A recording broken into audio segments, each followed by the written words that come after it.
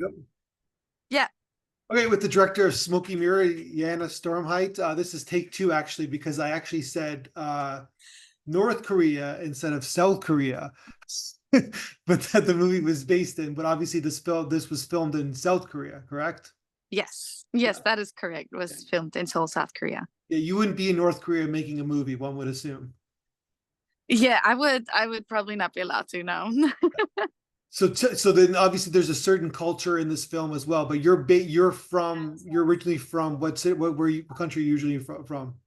I am from Germany. Germany. Okay, so you're Yes, born German and raised in Germany. and you went to school in Korea. I did go to school. My bachelor's originally was in Korean studies. I've been to Korea a couple of times before, and then I did my master's program in video content design in Korea. And that's also when I made this film. This film was part of my graduate project. And yeah, that's why I started creating it originally. And it was all filmed in Korea and edited. Everything was done in Korea, This is South Korea. Kookmin University. Yes, Korean University. And so okay, so then if you made before this film, did you ever make a dance film before this particular project? Um, I did make one when I had basically no experience with videography yet. So for that one, I was sort of the director, but my videography friends were mainly taking care of that, and I was mainly just the choreographer.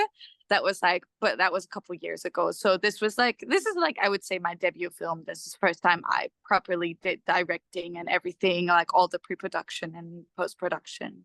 Well, great job. How do you think it held up on yourself? You like it? I am overall very happy with it, I have to Yeah. say. It was a difficult process. I think the post-production was the hardest process overall.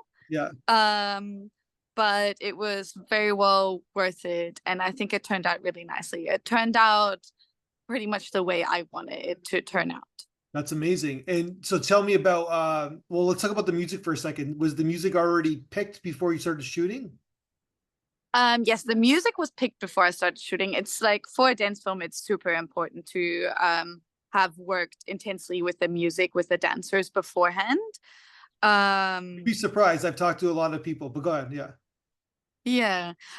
So that was part of the pre-production, and I found the music because it had the same title of my piece. So Mitote was the title of the music as well. I was just trying to find music online that I could mainly use as reference rather than using it as piece. But then I did find this piece by a French composer. He then went by the name of Humana Project, but he now changed it to Amabad. And he said he would prefer to be referred to as that. But yeah, he had made this song, and when I listened to it, I was like, this is exactly what I'm looking for. It's very, very crazy. And I told that to my professor, and he said, well, reach out to the musician and see if you can ask him to collaborate on the project. And I was very shy about it first, but because my professor suggested it, I did reach out, and I got instant, very positive feedback from him. And the whole working process was really, really, really great. Just very nice. So okay, so then tell me, you said you're a choreographer. So did you do the choreography of this piece? Yes, I did the whole choreography. A large part of the piece overall is also freestyle. Um, but I worked very intensively with the three dancers together beforehand to see like what type of character each dancer naturally has, and when they freestyle, how do they act when they dance alone, how do they act when they dance together. And so based off of that, I created the different sequences of freestyles for them. um and for that, it's mostly because it's not a choreography. I would just tell them, okay, here we're gonna have like slower movements or faster movements, and or we're going to be focusing on the emotional aspect here. It's more internal or more external movement, or like sharper, softer movement. That's the kind of direction I would give them for the freestyles, and the rest was up to the dancers how they interpret both the clues that I gave them connected with the music together. But you also have different moments of tone, I guess, or different moments of style, where it kind of starts Yes. off. I'm sure you have better language than I do, but it starts off kind of slow and meticulous, and then it kind of like gets a little faster, and then you do a costume change, and then you kind of push the camera back, and you kind of so like basically that kind of coincides with like was that like did you have like did you write like a certain script about how you wanted it to be how it to feel from moment to moment? Um, yeah, definitely. I mean, I went with the basic like theatrical stages that like it starts slow and we're like in the exploring phase, Yeah. and then there starts to be friction between the dancers, and that friction increases until it gets completely out of control. And that's when like you said, that it starts slower and then it becomes faster and more intense, and then that has like a climax, and that's when they collapse the dancers, and there's a short like black screen, and then afterwards the music slowly fades in again, and like it's like a rebirth of the dancers to me. That was the intention, so like they're being like gulped up by negativity, Mhm. and that negativity just became too intense.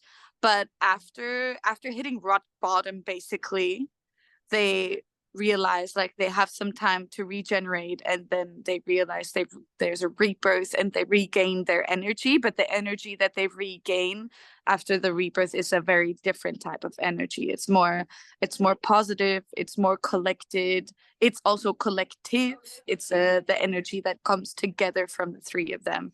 And yeah, that's all like part of the choreography and part of the script. Yes.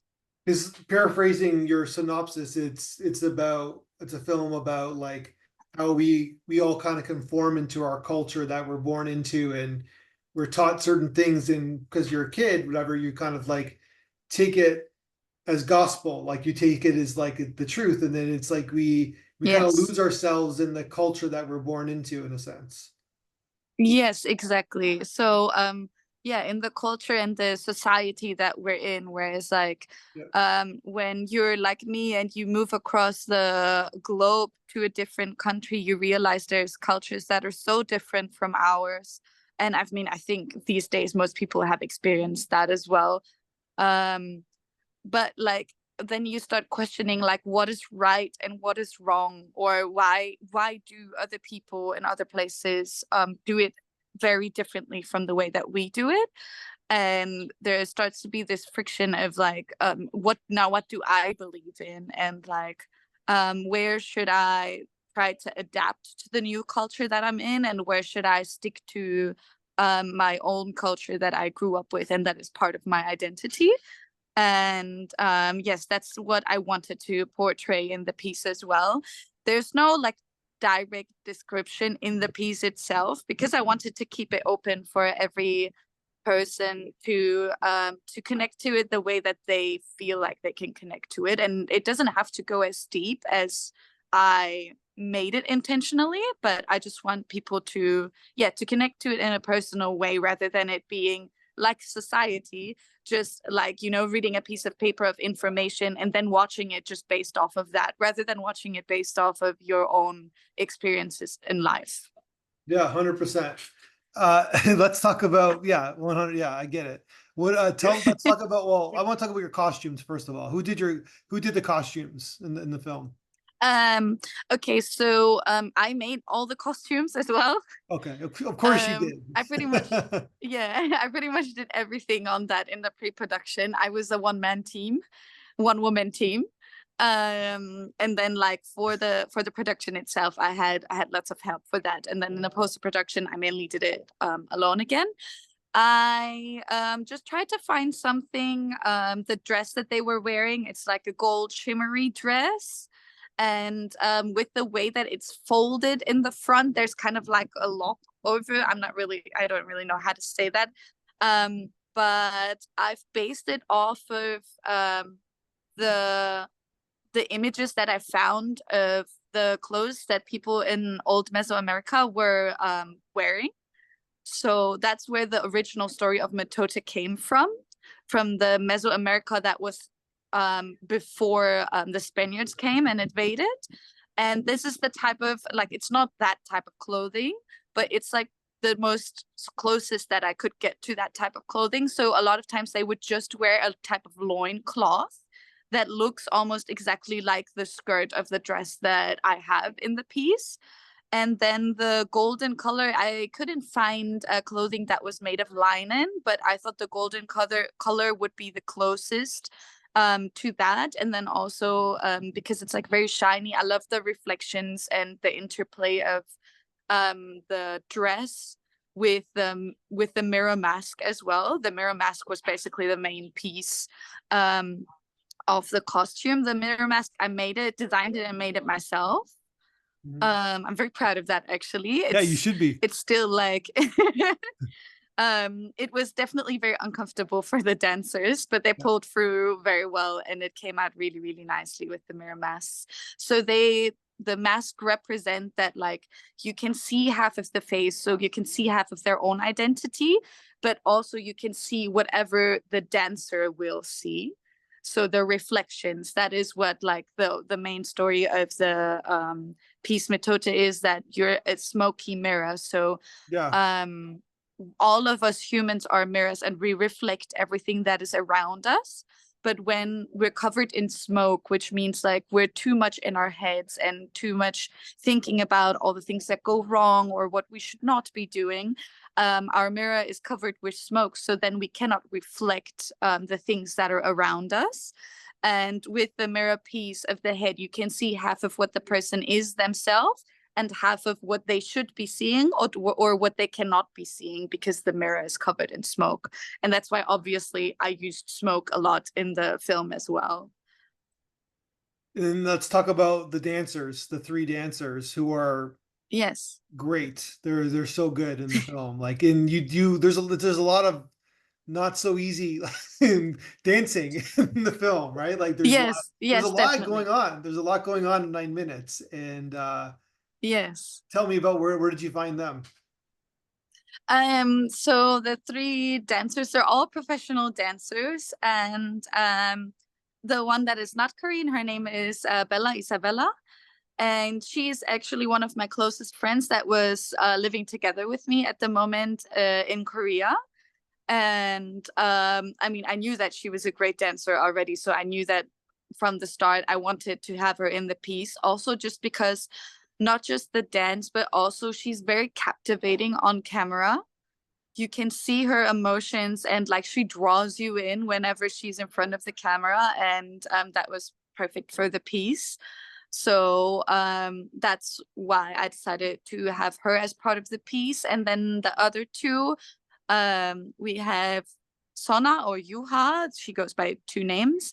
I've met her in a professional dance class before, and she is part of a really well-known Korean dance team that's called Team Magnolia. And I always admired how creative they are with their pieces and the way that they dance. They have this type of calmness in their dancing, no matter what they perform. That is really, really fascinating to me. And I had met her there, so I thought she would be perfect for the piece as well. And the third dancer, she's a contemporary dancer from my same university. And because she does contemporary, it's like a different style from what I normally do. I'm based in like hip hop and choreography. I thought it would be a really great addition to the other two, that I have like three distinctive people and three distinctive styles that I'm working with.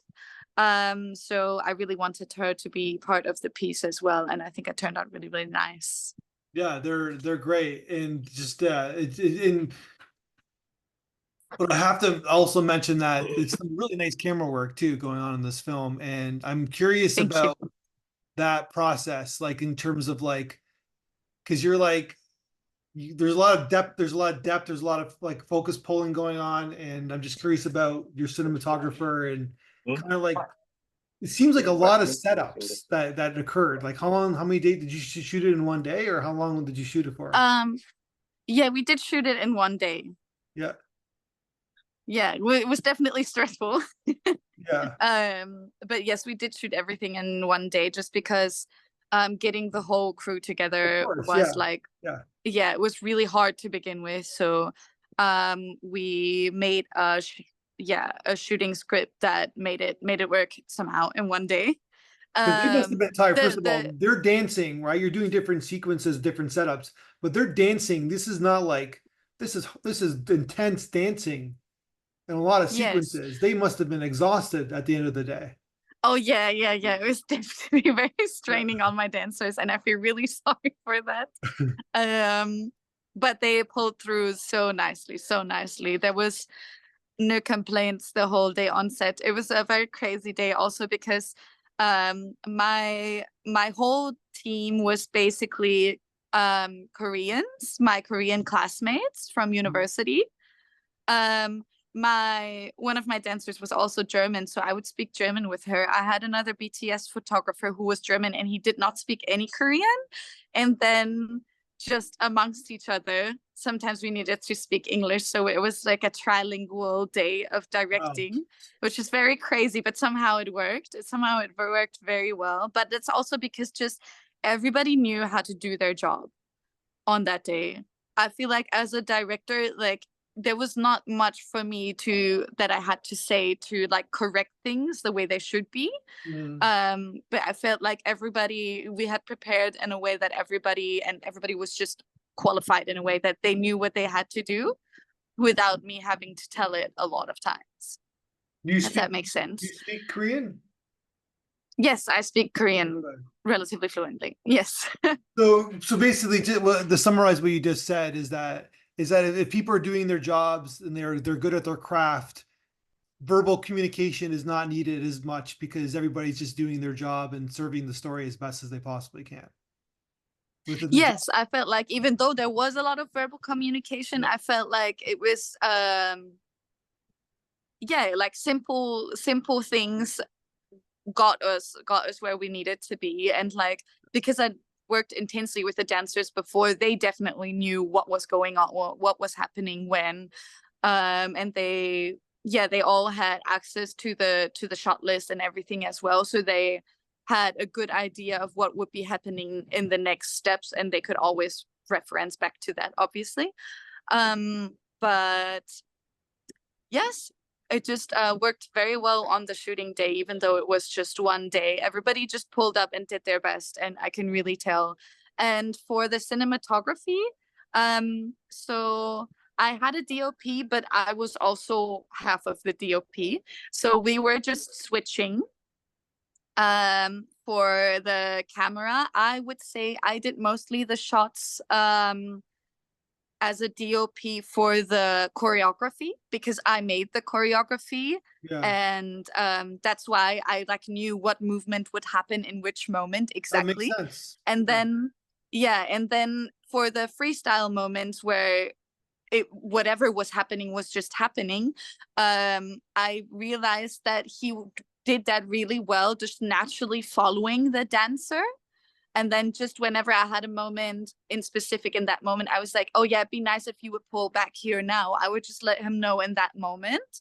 But in general, the way he naturally would follow the dancer was really, really nice. It turned out really nice on screen, and was yeah, if I just told him before, like, oh, just keep it to a medium shot, or please keep this scene to a full shot, or go very close in here. If I would tell him that before the freestyle started, normally it would all look really nice overall, without me having to give very detailed direction. So my co-DOP was really, really great. I'm very thankful for him as well. Yoon Pyo is his name. Mm. And yeah, I was very How did happy you? with that.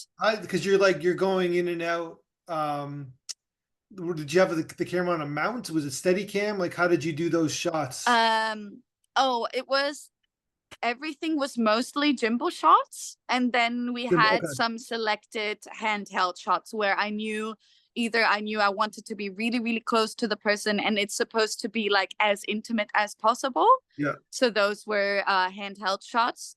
I think I had only one or two tripod shots that I used. But those I did add zoom in the post, because otherwise it would have been like too different from all the other shots. And I feel like personally dancing, for the type of film that I made, gimbal shots are the best for those, because you can freely move with the dancer as well. So, and that was also the intention originally, that the camera is part of what is happening rather than just an observer. Mhm. So basically, the camera is doing a dance with the dancers. The camera itself is also a dancer, it's also a participant of what is happening. And yeah, I think that turned out really nicely with the gimbal and the handheld shots. Yeah, no, it's a really great film. I'm curious, what you thought. We sent the audience to you. What did you thought with the audience, the feedback video that we sent you, what they had to say about your film? I have to say I was really happy, since this was my debut film basically. I was really happy that the things that I intended with my film and the things that I wanted to portray were very well received. Like the changes of color in the film, that the mood that I intended to create with those, that they were understood um in the way that I wanted them to be understood. And also with the costume and the mask, the mirror mask, that it had the effect on the viewers that I wished for it to happen. Because it was my first film, I wasn't quite sure if that was gonna work out as well as I wanted it to, if that makes sense. Yeah, 100%. Well, I hope the film serves you well. It's like a really great. I see it. I'm fortunate enough that I see a lot of dance films, and this one sticks out. Yes, It's really nice. It doesn't feel like it's 9 minutes. It goes very quickly, and it's just thank nicely you, I edited. appreciate. It's nicely edited too. It's a nicely put together, nice transition shots. It's like, and you can see that everybody knows what they're doing, and it's just like, and their dancers are very solid. So Yes, I hope thank it you so gets much. all the attention that you want it to get. And are you gonna make another dance film? Oh, definitely. I just recently, just like 2 weeks ago, finally bought my first own camera. I bought a Sony A7S III, and I'm so happy. Um, because it's a very good camera to Yeah, use for video and like low light, because I'm probably gonna be not gonna be having big theater stages like the one I had for my film now, yeah, just to be able to use them, because that was when I was a student and my professor made a special request if I could use the theater. So I was able to, but yeah, like normally that would cost like a lot of money for a location. So I will probably be shooting outside a lot. And then for the type of dance I do, the type of like sunset or evening atmosphere is probably what I'll be using a lot. So I'm very, very happy that